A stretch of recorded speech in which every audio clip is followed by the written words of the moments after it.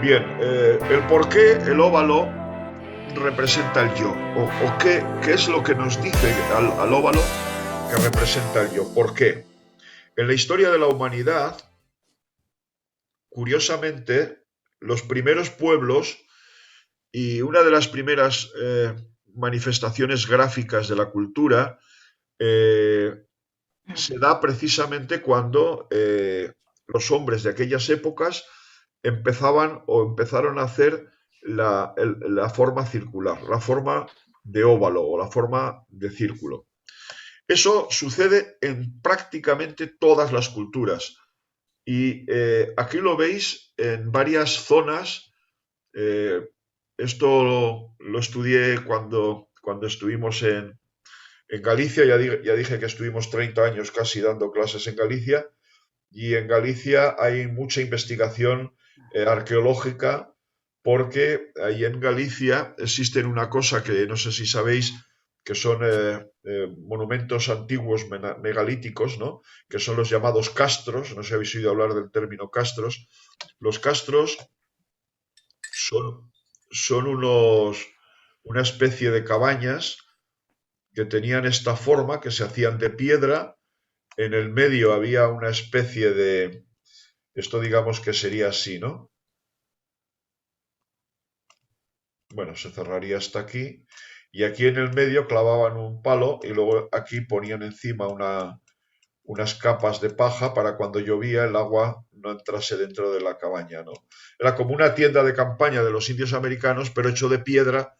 En el medio había un poste y la parte de arriba eran así. Claro, ahora ya eso no queda nada, ¿no? Quedan las formas de las piedras abajo, igual quedan dos o tres alturas de piedra, pero salvo que sea una reconstrucción, completas no los vemos, ¿no? Bien, pues en esos castros, toda la cultura tiene una formación circular. Es decir, si este es el poblado, más o menos, cada casa se juntan así, las casas individuales, y van formando sus pequeñas cosas, ¿eh? Y está todo lleno de casas, por decir aquí, o estos especie de círculos abiertos con una puerta, con, evidentemente, la construcción nos dice cómo era, ¿no? Que llevaba esa parte ahí. Quizá luego veamos algún ejemplo de estos castros y veréis cómo estos dibujos que aquí veis, que se forma el círculo, primero las incisiones que hacen, luego las líneas quebradas o onduladas, y la tercera manifestación gráfica es el círculo. Luego ese círculo, por ejemplo, aquí sería como una especie de poblado, la descripción de una especie de poblado, o como aquí sería el centro del círculo, o cómo se dividía luego en formas de 4 quesitos, o ya de 8 quesitos o de más, y luego las formas, que es muy de Galicia además, entre otras culturas, el gesto de la zona en espiral, los espiraloides, ¿no? Eso es muy típico de Galicia. Pero aquí veis, por ejemplo, África, América del Norte y América del Sur. Prácticamente la coincidencia absoluta.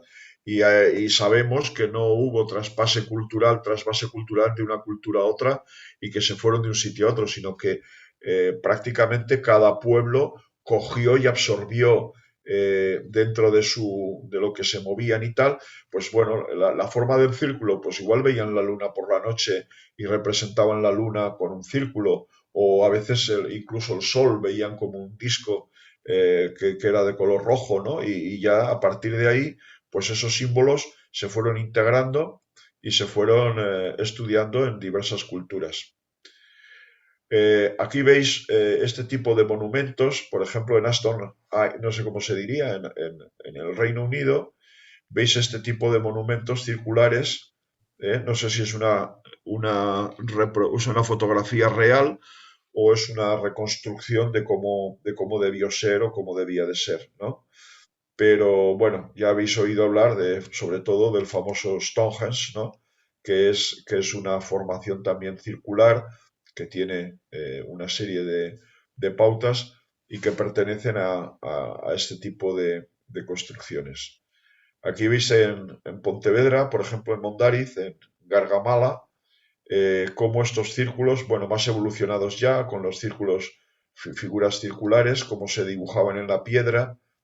Algunos cuesta de ver, porque por ejemplo aquí había uno, pero ya la corrosión se lo ha ido comiendo. Y entonces hoy en día lo que se hace es que sobre la fotografía y con ordenador, pues lo marcan en colores para que se pueda ver exactamente dónde estaba y cómo estaba.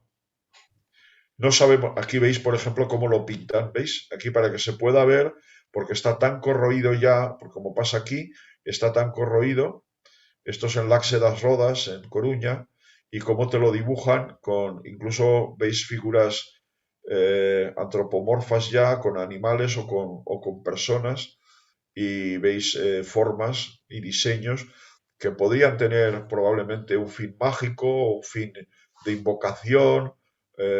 A veces era para, por ejemplo, para proteger a la familia y que todos estuvieran dentro del castro. En fin, eran formas que tenían su propia estructura y cada cultura o cada zona pues tiene pequeños matices y pequeñas diferencias con respecto al orden común. Aquí también en Láxeda Rodas veis círculos asociados con el ciervo y se ven ya figuras donde aparecen animales como si fuera un ciervo y aparecen otros animales y como ya pues son rituales probablemente para la caza, para la protección, etcétera.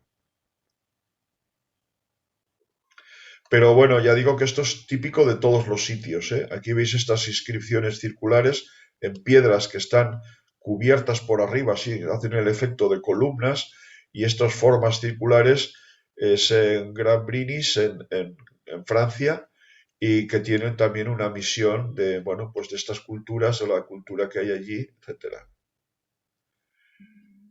También en Pontevedra, en otra zona, vemos estos laberintos, como una especie de laberintos circulares, y siempre con un punto en el centro, con un punto medio. Vemos aquí en Beltane, en Irlanda, también otra forma circular, ya probablemente aquí las modernas técnicas arqueológicas informatizadas, pues quizá nos dieran la altura real del monumento y las formas que hay dentro. Pero bueno, aquí está muy. Todo depende muchas veces del grado de conservación. Y muchas de estas cosas, pues a veces cogían una piedra de aquí y la ponían aquí para hacer una valla de piedra, cosa que en Galicia ha pasado. En Galicia, pues muchas de estas piedras que vemos aquí o de este estilo, pues a veces la cogen esta piedra y está puesta en una casa, en el frontis de una casa. Y resulta que pertenece a un yacimiento. Lo que pasa que esto, bueno, primero que se empieza a conocer todo esto, estamos ya prácticamente a finales del 18, principios del 19.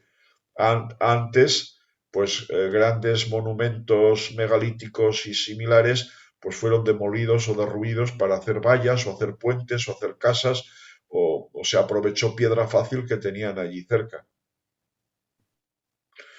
Bien, esto es lo que sucede en cuanto a la cultura de los pueblos.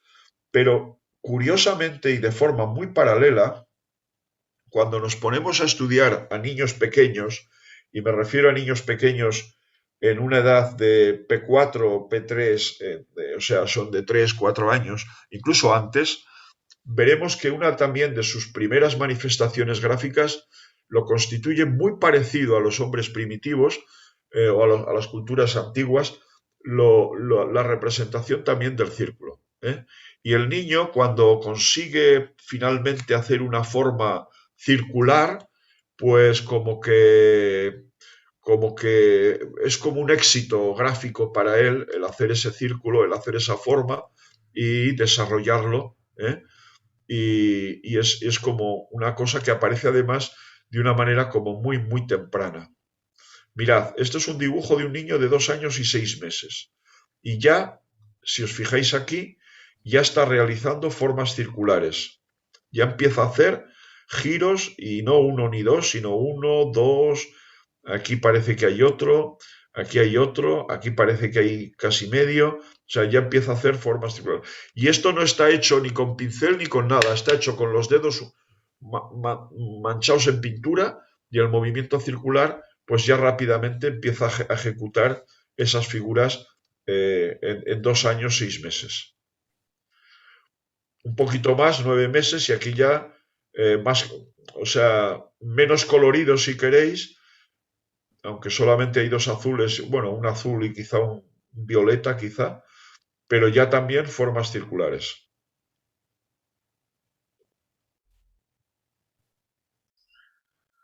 Aquí es curioso esta niña, 2 años y 11 meses, está puesto por edad, cómo cuenta una historia, y aquí te pone, bueno, pues que este es igual, yo que sé, el abuelito, y este es papá, y esta es mamá, y este es no sé qué, y te explica la historia.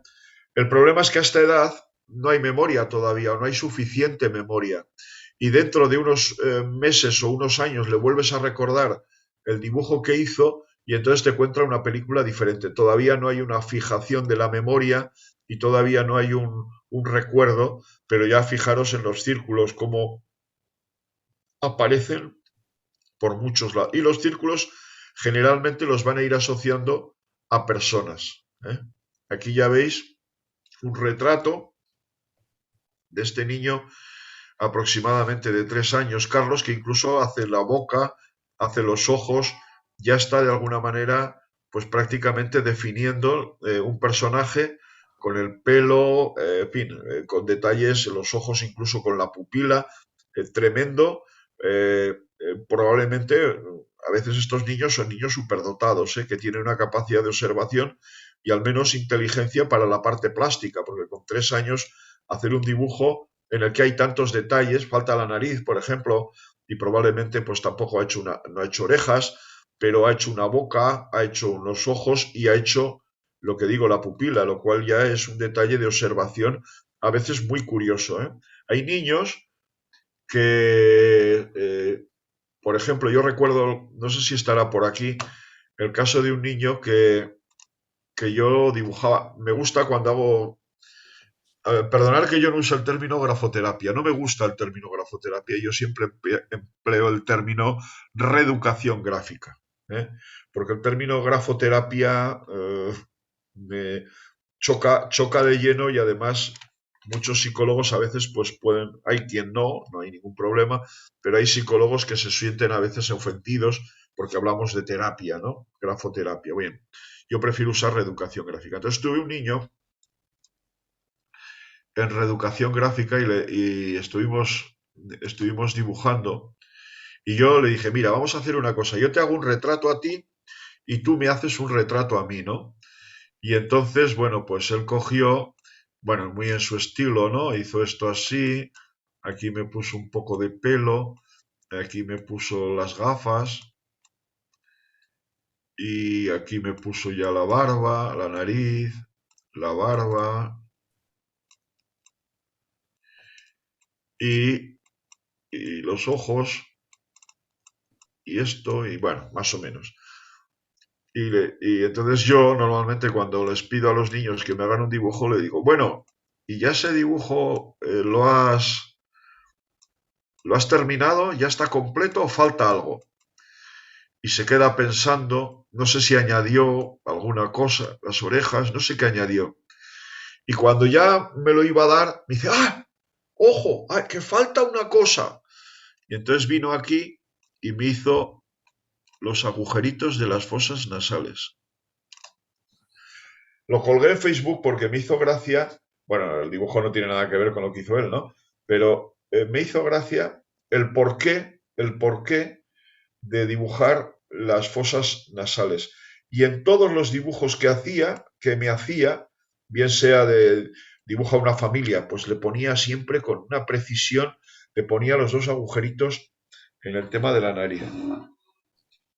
Bueno, pues ¿qué pasó? Que yo investigando me enteré de que este niño había tenido un proceso de asma y que todavía andaba con los, ¿cómo se llaman estos? Con los sprays Ventolin y cosas de esas, y que había estado al borde de palmarla porque se ahogaba y se ahogaba y se ahogaba, ¿no?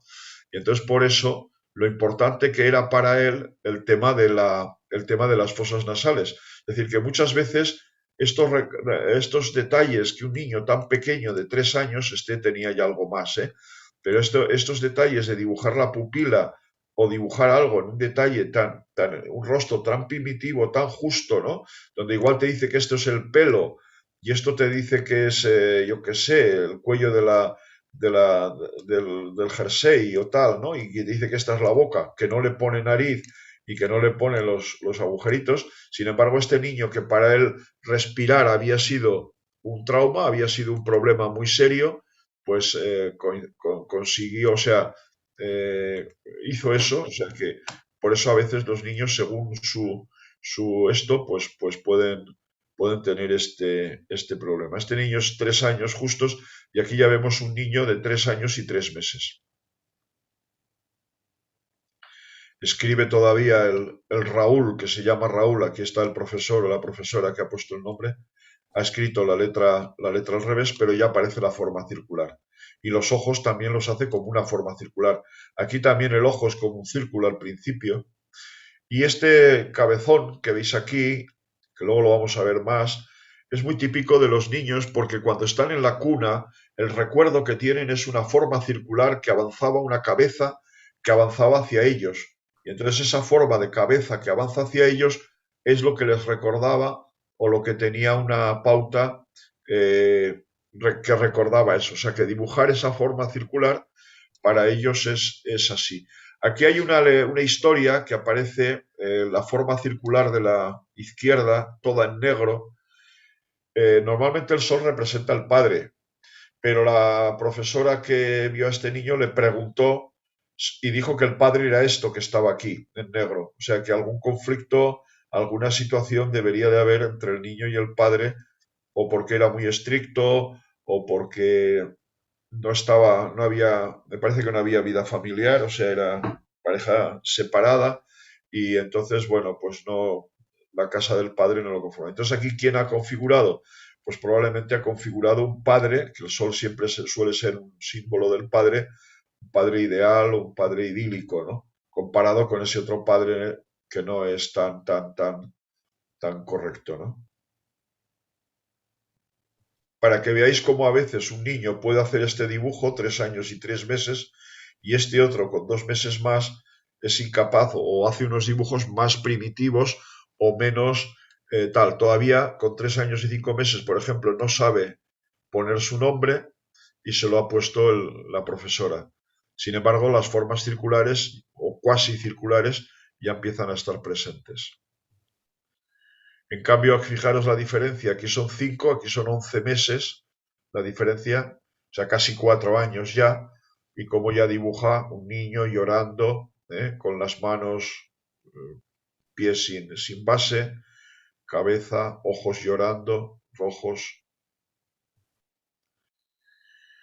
Y otro niño también de edad, fijaros la diferencia entre este y este, que escribe su nombre como puede, eh, le pide dibújate tú y dibuja este dibujo, ¿eh?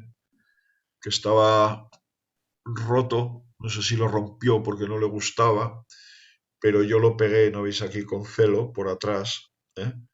Y como pone la lengua, como pone la pupila, la nariz, fijaros la forma que la pone como de perfil, el pelo, pero la forma circular, lo que nosotros llamamos el renacuajo o el cabezón, está aquí presente. Y si vemos la secuencia del garabato del niño, lo mismo que hemos visto, la de los pueblos primitivos, que iba cambiando, que iba gestándose y que iba dando vueltas, pues el caso de los niños empiezan primero con rayas inclinadas o oblicuas, horizontales y verticales. Es decir, el primer principio del niño es trazar, llámale, esto es como se dice, palotes inclinados, palotes horizontales o palotes verticales. Y luego ya aparecen formas circulares, pequeños espirales, y luego el círculo puede aparecer solo, pero normalmente siempre en el inicio, en la primera fase, empieza con mucha suciedad, ¿no? Con mucho intentarlo y luego dividirlo y partirlo, ¿eh? Luego las formas pues también pueden variar.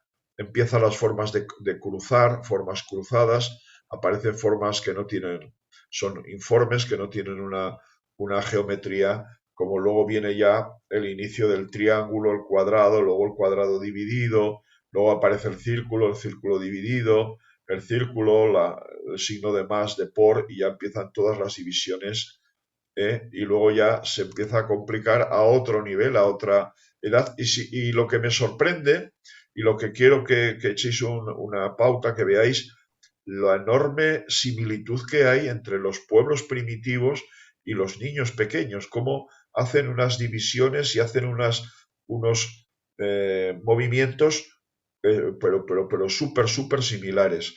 Lo cual, ¿qué quiere decir? Pues que probablemente en el desarrollo intelectual o en la proyección intelectual, cuando se emplea o se empieza a trabajar de manera gráfica, pues aparecen esas simbologías y aparecen esas formas de dividir y esas formas bueno, de combinar a veces un círculo dividido en cuatro o un cuadrado con un círculo en el centro, o estas formas que parecen como flores, ese tipo de cosas, o a veces rostros con boca y ojos, ¿eh? A veces es muy típico incluso aquí con nariz, ¿no? O sea, la idea de por qué se hace un círculo casi siempre en el niño tiene mucho que ver la relación con respecto a o sea,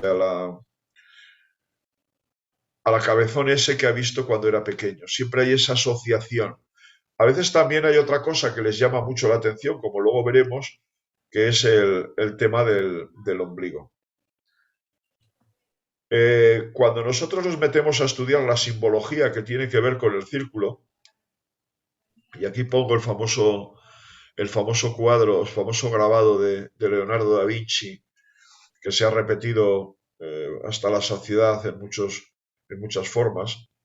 Fijaros que es como un círculo y el centro del círculo, no sé si lo apreciáis aquí, está el ombligo y está debajo, o está el ombligo aquí y debajo está el punto donde clavó el compás para hacer el círculo. Lo cual, que fijaros que el trazo este representa completamente el círculo centrado, y cuyo centro es el centro del cuerpo humano, ¿no? Que es justo dos dedos, donde está lo que llaman los orientales el jara, y donde está el centro del individuo, ¿no? De alguna manera. Sobre todo a nivel energético y a nivel de acción y a nivel de voluntad. Pero siempre que vemos la simbología, siempre que nos vamos a centrar en la simbología, nos encontramos no solo con un círculo, sino con tres ideas que también tienen mucho que ver con lo que hemos visto en los dibujos esos, tanto de pueblos primitivos como los niños, ¿no? La idea de la casa, la idea del centro del círculo y la idea del yo o sí mismo. El hombre de Vitruvio, que es como así se denomina, fue un intento de Leonardo por crear el hombre perfecto. El hombre de Vitruvio trata de definir por medio de la simetría usada en la arquitectura al hombre perfecto, ¿eh? Y entonces aquí, ya digo, es como él hizo este diseño, que fijaros hasta qué punto este diseño no evolucionará hasta que no aparece Le Corbusier. No sé si habéis oído hablar del arquitecto francés Le Corbusier, donde crea lo que llaman el patrón humano, el patrón del módulo, que lo crean a partir del cuerpo humano. Pero Leonardo fue uno de los, bueno, están por supuesto los escultores y los pintores en parte, pero sobre todo escultores griegos que también trabajaban esto. Pero los personajes que ellos creaban no eran como el hombre de Vitruvio de Leonardo, que tiene unas medidas humanas, sino que tenían unas medidas divinas.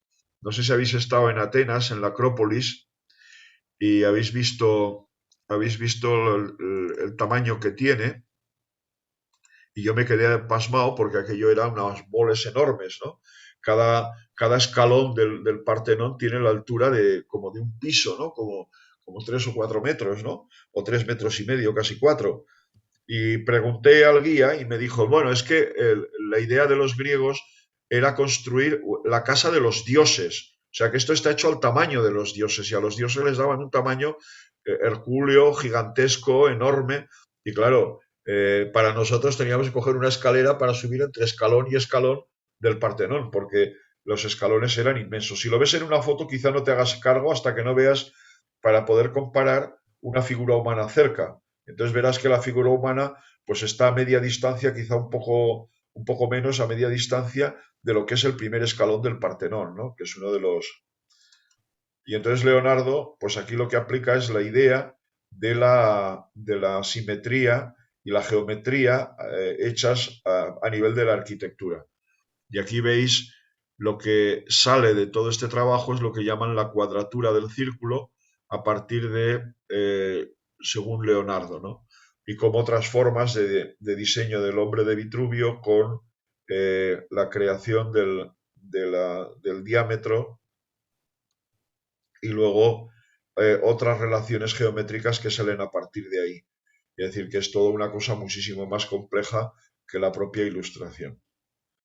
Dice que Marco Vitruvio aplicó sus conocimientos de arquitectura para intentar definir el hombre perfecto a través de la simetría. Así algunas proporciones que dejó escritas. El rostro desde la barbilla hasta la parte más alta de la frente mide una décima parte de la altura total. La cabeza desde la barbilla hasta la coronilla mide la octava parte de todo el cuerpo. Desde el esternón hasta la raíz del pelo equivale a una sexta parte de todo el cuerpo. Desde la parte media del pecho hasta la coronilla una cuarta. En fin, son medidas que vete a saber si son reales o se están idealizadas, ¿no? Leonardo actualizó todas esas proporciones a partir de 1400 y entonces corrigió algunas medidas y extrajo otras reglas. Bueno, esto es una idea que tenéis ahí. Vale, de acuerdo, Lali. Adiós. Dios, adiós. No, no es cuestión de cómo se llama, de aprenderse de memoria esto, pero bueno, tener una idea como por curiosidad de lo que implica esa simbología. Bien, entonces nos encontramos con que hay una serie de arquetipos inconscientes simbólicos, como son la casa, el centro, el yo o sí mismo, y están integrados y enraizados en nosotros y cuando iniciamos nuestra andadura gráfica como niños, esas reminiscencias ancestrales afloran tanto como en las primeras culturas como en nuestra infancia. El logro gráfico de producir o dibujar un círculo nos hace sintonizar con ese sustrato inconsciente y nos produce la satisfacción intuitiva como de un reencuentro, ¿no? Directo y personal con el recuerdo. Y es muy curioso porque los niños pequeños cuando les pides, no sé si Ivana que ha estado haciendo este curso de dibujos, cuando les pides que dibujan una figura, o sea, una persona, van y lo primero que dibujan es un círculo. Luego le van a añadir pies o patas o rayas para incluso como unas líneas, ¿no? Y van añadiendo otras cosas, ¿no? Entonces esa sería un poco la idea esa primera. Estas son las casas y las casas tanto primitivas de muchas culturas pues tienen esta forma. No he sondeado más casas, pero tenéis por ejemplo como os comentaba yo antes, los castros en Galicia antiguos y en otros muchos que tenían estas formas así típicas circulares, ¿no? Y por ejemplo en otras tribus, en otros pueblos, pues veis cómo lo hacen de una especie de enramado ponían como una especie de enramado de ramas así como en círculo, o sea, como formando una especie de bóveda y luego recubriéndolo de paja y arcilla y luego pegando encima de eso paja para que cuando lloviera escurriera para abajo. Otras formas, como estas de aquí, son también formas circulares, aunque luego esté dividida en habitaciones por dentro, pero veis, es como una especie de mapa o como una especie de plano de cómo será la casa, ¿no? Que lo hacían obviamente con arcilla y lo preparaban y lo montaban. Otras se hacen en otras culturas, pues como estas de aquí, de paja. E incluso ahora, en muchos sitios, bueno, muchos sitios no, pero en algunos sitios sí, las casas modernas o centros modernos que están sobre todo muy aislados, pues a veces lo hacen circular. Inclusive ya, claro, la tecnología, que esa casa gira alrededor para orientar las habitaciones o centrarlas de cara al sol o para ir siguiendo un círculo. Es decir, que la casa no queda fija, sino que gira y se puede mover y puede cambiar la orientación según como sea. Otra de las ideas que ha aparecido en la mayoría de los dibujos primitivos es la aparición de un centro, de una pauta central, que está en el medio y todas tienen como un punto medio, un punto central. Casi todos ese centro, ese punto, es lógicamente donde si hacemos con el compás el dibujo de la forma circular, siempre tenemos que de alguna manera pinchar en algún lugar y ese es el punto geométrico del centro del círculo. Y el centro representa siempre como una pauta de equilibrio dentro del círculo. Aquí están muy equilibrados estos círculos porque tienen unas figuras geométricas, todas ellas muy, muy estructuradas, pero todas las estructuras tienen unas formas que tienen lógicamente su parte central. Y aquí vemos una reproducción de una placenta. Y la placenta realmente tiene una forma también cuasi circular o casi ovalada y es una pauta muy típica del niño que se acostumbra a vivir en esa especie de burbuja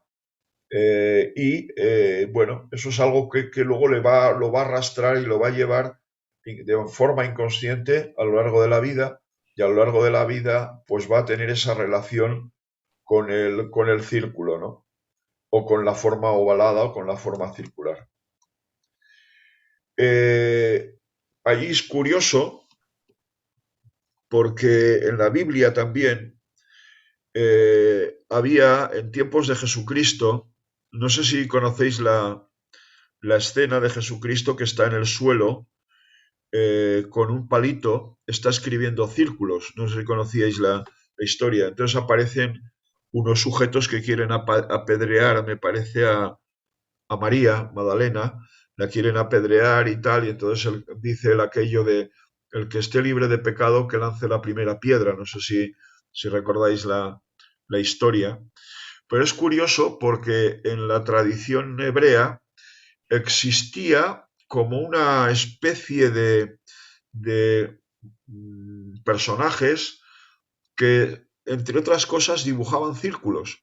Y es curioso porque en tiempos de Jesucristo también hablan de, bueno, escuchando la historia, no sé, recuerdo ahora cómo era el nombre, pero era el nombre de Simón, el que dibuja círculos, o no sé qué nombre era, y era como una especie de santón que se sentaba en el suelo, o se sentaba en una piedra y con el suelo iba dibujando círculos y toda su enseñanza o todo lo que explicaba estaba relacionado precisamente con el tema del círculo, ¿no? Bien, vamos a dejar aquí esa parte simbólica que de alguna manera luego ya entramos a hablar ya en la parte que simboliza el yo, el sí mismo. Voy a poner algunos casos y concretamente vamos a ver cómo se produciría para que ya vayáis familiarizando desde el primer día de cómo la estructura de trabajo de lo que tenemos. ¿Veis? Por ejemplo, aquí es una escritura que yo la he denominado con una clave, bueno, ahí me parece que he puesto la T, la U, la V, la Q y la M, ¿no? Que son referencias a escrituras que yo normalmente las numero con números o las pongo con letras. Entonces aquí tenemos la escritura T, ¿vale? Esta escritura T tiene 1, 2, 3, 4, 5, 6, 7, 8, 9, bueno, 9, quizá no llega a 10 líneas, porque si esto de lo metiésemos aquí todavía no completaríamos, ¿no? Debe de ser aproximadamente sobre unas 8 líneas. Y vamos a ver algunas peculiaridades para que veáis la forma de estudiar algunas de las cosas. A veces, ya os digo de entrada, que necesitaréis seguramente una lupa y una lupa de cierta potencia para poder ver bien qué pasa en algunos casos, sobre todo cuando la letra es muy pequeña, si no tenemos una lupa va a ser bastante complicado para poderlo ver.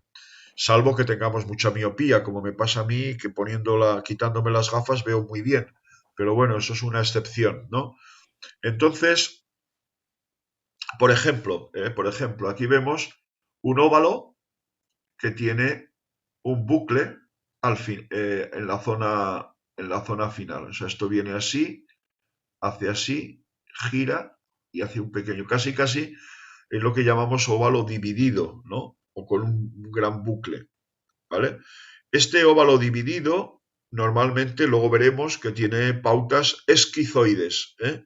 Es una escisión de la personalidad del que esté dividido en dos. Pero hay más. Si este óvalo lo veo aquí, me encuentro que es un óvalo separado o óvalo escindido del palote. Es decir, ha hecho primero el óvalo y luego le ha añadido el palote. Más obvio o más evidente lo vemos en esta D, que gira el óvalo, lo pincha hacia adentro y luego le añade esto. Y eso va a pasar en todos los óvalos, porque aquí también se cierra y luego añade el palo, ¿eh? Aquí la Q gira y vuelve. Aquí no vemos bien la A como está, pero aquí sí vemos que hace así, gira y enlaza el óvalo, ¿eh? Y aquí también queda separado. Aquí muy evidente también como el óvalo gira, pincha al interior y añade luego el palote. A veces muy bien añadido, que casi no se nota, pero siempre queda el rastro de por dónde se abre y por dónde se cierra, ¿vale? Y entonces gira y añade, y aquí otra vez gira y añade. ¿De acuerdo? Todo esto vemos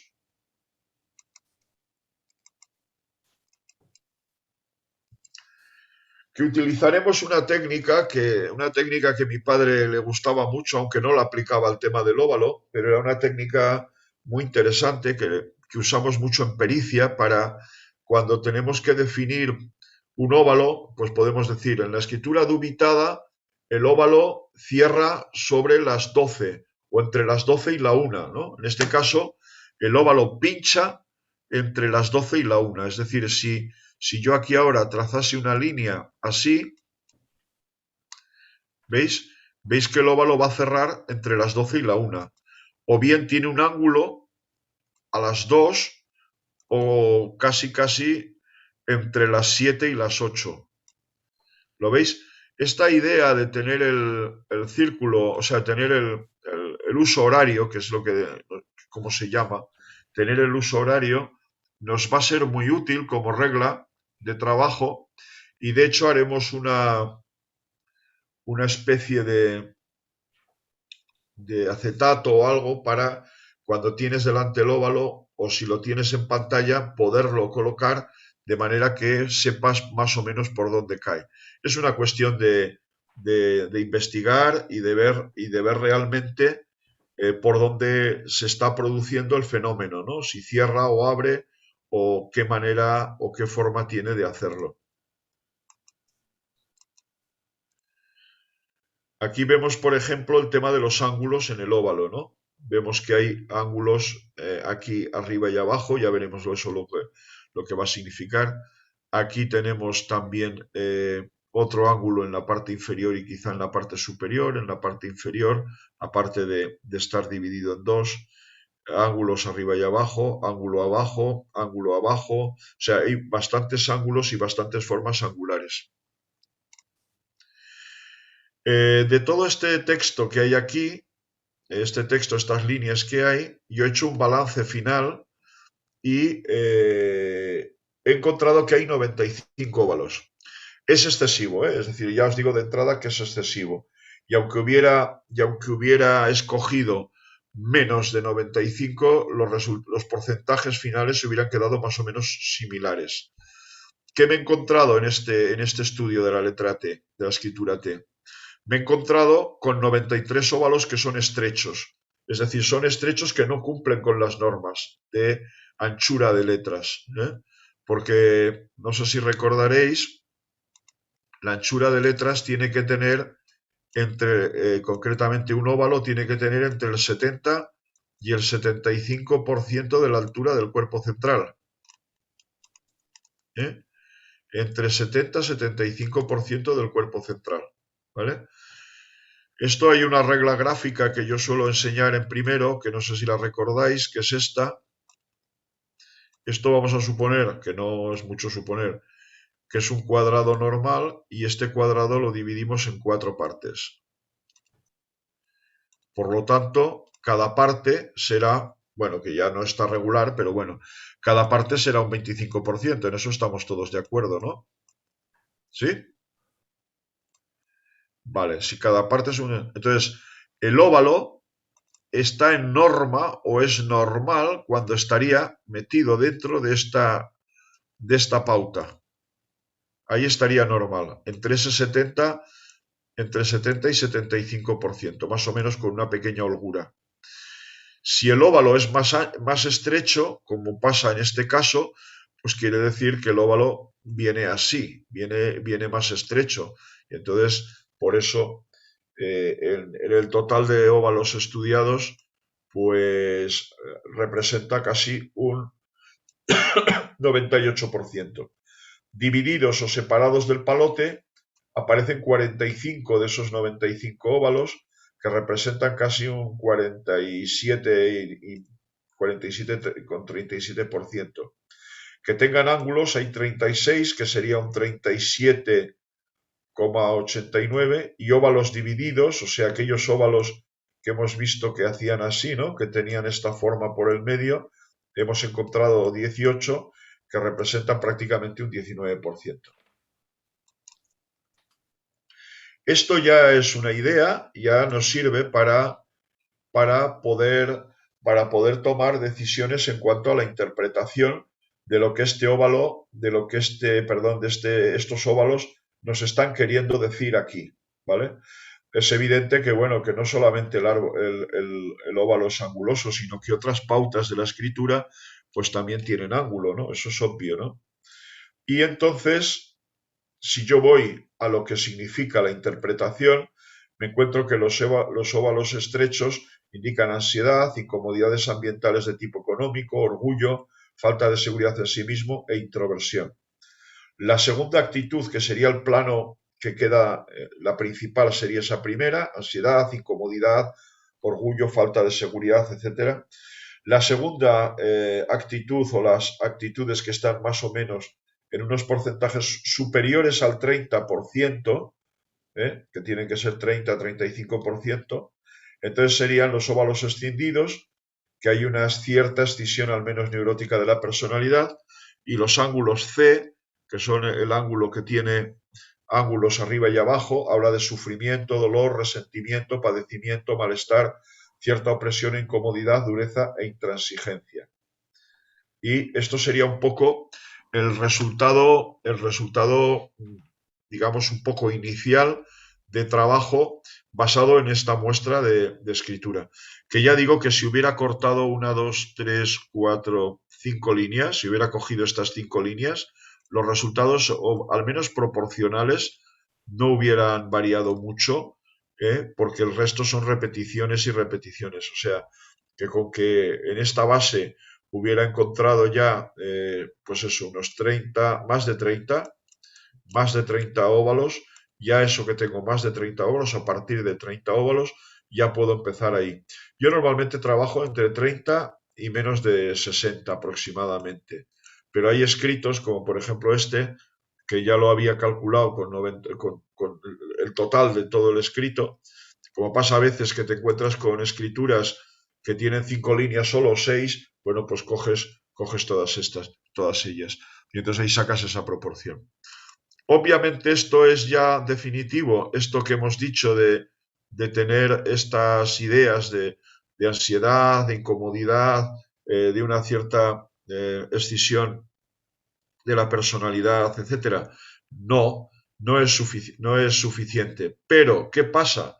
Que entonces si yo cojo y analizo, por ejemplo, el tema el tema de los gestos gráficos, el tema del movimiento, el tema del espacio, el tema de, en fin, y voy sacando conclusiones, pues voy completando y voy haciendo una interpretación muchísimo más precisa y muchísimo más exacta, ¿no? Y a partir de ahí sale. La forma de la parte interpretativa, veréis que yo ya la he seleccionado también, como acostumbro a hacer en inteligencia, voluntad y conducta, para luego poder hacer pues un análisis de la inteligencia, un análisis de la voluntad, etcétera.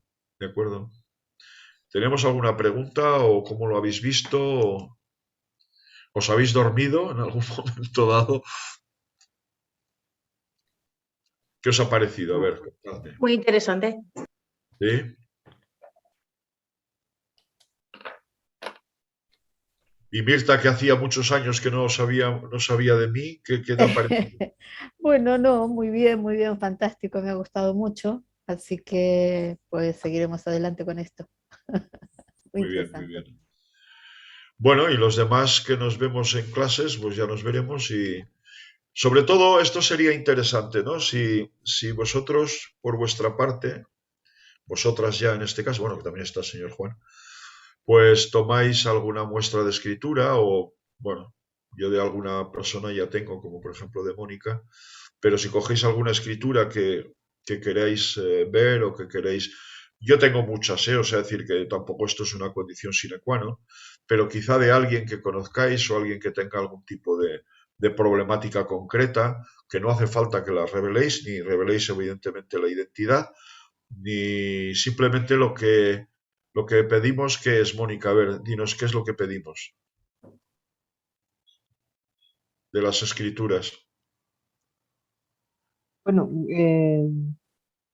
que La se edad. conozca, ¿no? Algo a la persona, ¿verdad? Poquito, para poder contrastar los resultados y... Bueno, pero luego que Bueno, es interesante la edad y, por ejemplo, la profesión, ¿no? Por ejemplo, puede ser útil, ¿no? Si es hombre o la mujer, firma, que tenga firma, ¿no? También. claro, que tenga firma Sí. también, ¿eh? Y ya con eso ya tendríamos suficiente para poder trabajar. Fijaros que esto es otro elemento a favor de esta técnica del óvalo, porque no requiere grandes cantidades de texto, ¿comprendéis? Incluso has dicho lo de la firma y la rúbrica, que nos va a servir obviamente y va a ser muy importante, pero en muchos casos no la vamos a tener. Por ejemplo, en la muestra esta que os estaba compartiendo antes, no se ve la firma, ¿vale? La firma es cuando ya estamos haciendo un estudio con más detalle y lógicamente ya interviene toda la grafología, ¿de acuerdo?